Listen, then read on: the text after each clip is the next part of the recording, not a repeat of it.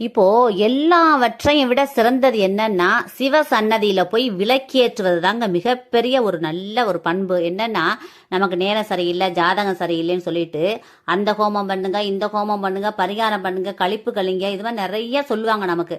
இத பரிகாரத்தை விட எல்லாம் மிகப்பெரிய பரிகாரம் என்னன்னா சிவ சன்னதியில போய் விளக்கேற்றுவது தாங்க.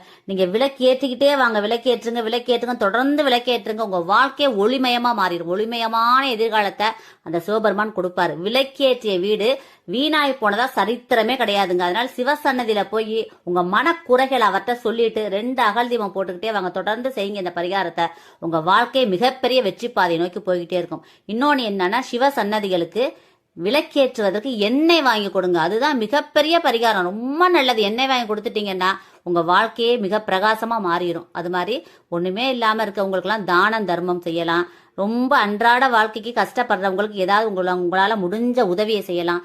இதுதான் மிகப்பெரிய பரிகாரம். நீங்க இது மாதிரிலாம் செஞ்சுட்டே வந்துகிட்டு இருந்தீங்கன்னா உங்க வாழ்க்கை பெரிய முன்னேற்ற பாதையை நோக்கி போய்கிட்டே இருக்கும்.